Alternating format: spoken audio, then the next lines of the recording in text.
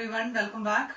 So last class we discussed the reaction of metals with oxygen, and today let's see the reaction of metals with water. So of course metals will react with water, okay, and there are variations in the pattern of reactions for each metal. So one of the metal will react very fastly with water, but it is not same for all metals. There are reactive metals and there are less reactive metals, highly reactive as well as less reactive metals. So accordingly there will be a difference in the reaction of metals with water. So let's see some examples. Sodium. Sodium is an example for a metal which the symbol of sodium is Na. Capital letter N and small letter A is the symbol of sodium. So sodium is a highly reactive metal. Okay, it is a highly reactive metal, and sodium will react with water vigorously. We can observe a violent reaction when sodium comes in contact with water. So due to this violent reaction of sodium, sodium is not stored in the normal vessel. Sodium is always stored in kerosene. Okay, where it is stored? It is stored in kerosene. In water we can't store sodium because definitely sodium will react with water, and as a result which leads to liberation of large amount of heat. And if large piece of sodium, if it get contact with water, means maybe it can leads to a explosion. Okay, so in order to avoid all these consequences, the metal sodium is always stored where? It is stored in kerosene. So why sodium stored in kerosene means because sodium is highly reactive with air and water. Once it get contact with air or water, definitely it will leads to a violent reaction. So in order to avoid those consequences, sodium metal is always stored where? It is stored in kerosene. Okay, and we know sodium is not the only metal. There are other metals. Okay, so let's consider other metals like iron. Then iron, the symbol of iron is Fe. Then the next metal is copper. Copper is, the symbol of copper is Cu, and next metal is aluminium. These are the commonly used metal. Aluminium, the symbol Al. Okay, so these metals also will react with water, but the reaction rate is not that much high. Okay, it will slowly react with water. It do not give a vigorous reaction.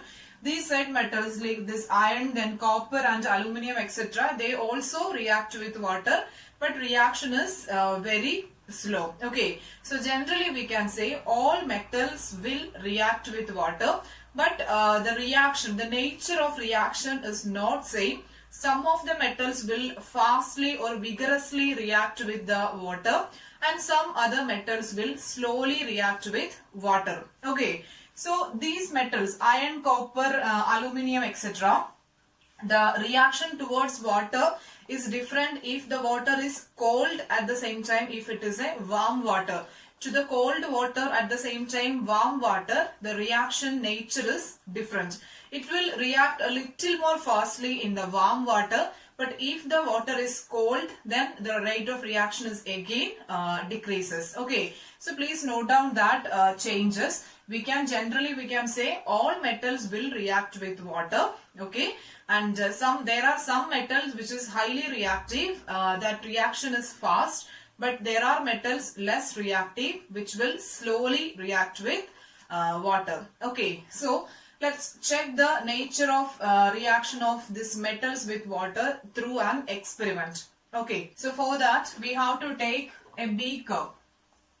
So take nearly 100 ml of water in a beaker, 100 ml water, and to this 100 ml of water add a small piece of sodium, okay, metal. Add a small piece of sodium metal. So when we just dip the sodium metal into this 100 ml water, of course fire comes. Okay, it will catch as fire immediately. when this sodium when get contact with the water, immediately that will leads to a violent reaction that we can result as a fire. If we are dipping a very small piece, means small piece in the sense extremely small like this. Okay, very small piece means that fire will be extinguished fastly. And just wait to finish that fire inside this beaker. Okay, we should take 100 ml water in a beaker, and to that water we have to add a small piece of sodium metal. And once it get contact with the water, definitely it will catch fire. And just wait to complete that fire. Maybe it will take nearly 5 minutes, maximum 5 minutes. And after 5 minutes, this metal is actually now completely reacted with this water we have taken. Okay, metal is completely reacted with that water in the beaker. Now take the litmus paper. That same experiment we have done in the previous case. Okay, so take a litmus paper, take blue as well as red litmus paper. Okay, blue and red litmus paper, and dip the blue litmus into the beaker and as well as red litmus to the beaker. We cannot find any change for the blue litmus. No change. For the blue litmus, no change. But if we dip the red litmus paper to the beaker, this red litmus paper will turns to blue. Blue litmus paper do not give any change, but if red litmus paper, when we will dip into this water where sodium is reacted, this red litmus paper will turns to blue. So what we can conclude from this experiment? What is the nature of that solution? Of course it is basic. Okay, so we can conclude when a metal reacts with water, that resulting solution is said to be basic. Okay, the last class we have discussed the experiment of sulfur and all. Okay, there the solution is actually acidic. But here, when a metal reacts with water, that resulting solution is what? Basic. That is why the red litmus is changes to blue. So next, let's see the reaction of water with non-metal. How non-metals are react towards water. Normally, non-metals do not react with water. It shows no reaction with water. That means the carbon or hydrogen or nitrogen, whatever, charcoal or sulfur. If the non-metal come contact with the water, there is no reaction. Sodium or potassium, the metals when contact with this water, definitely that will react. Okay, but non-metals normally do not react with the water. That point also please note down. Non-metals means we can say charcoal, sulfur, etc. A lot of examples we can say. Okay, so next let's see one more fact which is connected with both reaction of water as well as reaction of metals with oxygen. So children, have you ever noticed a green color coating in copper vessels? Have you ever noticed a green color coating in copper vessel, and when it is exposed to air and moisture for a long time? Okay, so just check the old utensils which is made up of the copper. Copper utensils may be there in at least in some of your homes. So just check that copper utensils. We could find the traces of green particles, a green layer, a small green layer we could find in that copper vessels. Okay, so what is actually that green coating found in that copper vessels? Not only in copper vessels, we could find the same green coating in this 1 gram gold jewelries and all. 1 gram gold jewelries, that is not exactly gold. There is, we know it is actually coated. Gold is coated over where? Copper. So there also we could find these green traces. So what is that green coating or that green layer which is formed above this copper vessels? Okay, so let's write down the chemical equation for that reaction. So children, this is the chemical reactions actually takes place. So the copper vessels when contact with moist air, that will produce copper hydroxide as well as copper carbonate. Okay, so let's write down the equations using symbols. Copper is represented with Cu. Cu is the symbol of copper, and water we know it is H2O, and then carbon dioxide is what? CO2. Then next one is carbon dioxide, not water again. We have written water 2 times. This is oxygen. Okay. So let's write the formula of oxygen is what? O2. So which will gives copper hydroxide. So let's write down the formula of copper hydroxide. It is CuOH twice plus copper carbonate is CuCO3. Okay, so these are the formulas of the compounds written over here. So this is actually there in your textbook also.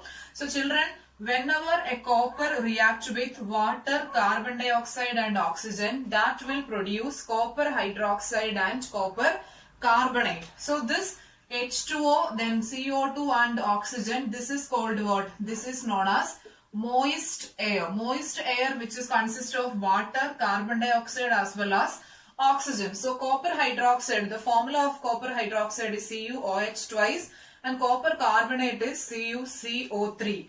And these two are constitute the green layer. Okay, this is the green layer found in the copper vessel. The dull green layer found in the copper vessel is the combination of copper hydroxide plus copper carbonate. You should note down the formulas as well as this word equation.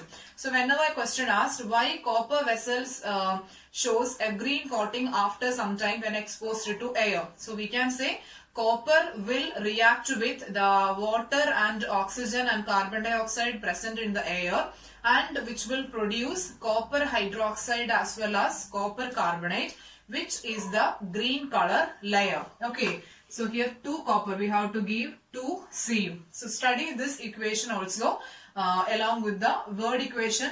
You should study this equation of symbols. So even though non-metals do not react with water, there is a non-metal called phosphorus.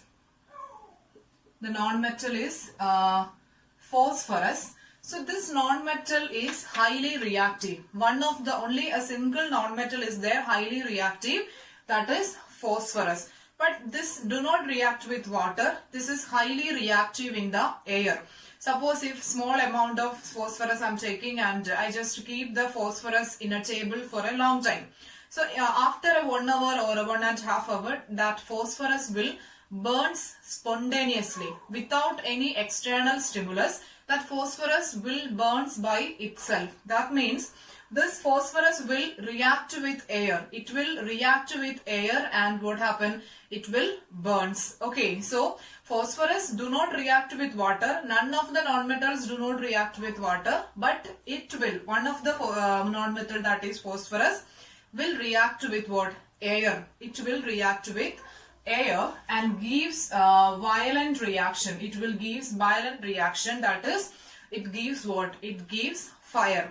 So phosphorus we can't store in the normal air. It is always stored in water. Okay, phosphorus is stored in water. Already we have discussed the metal sodium, potassium is stored in where? It is stored in the kerosene, and the non-metal phosphorus is stored in water because it will exhibit a violent reaction with air.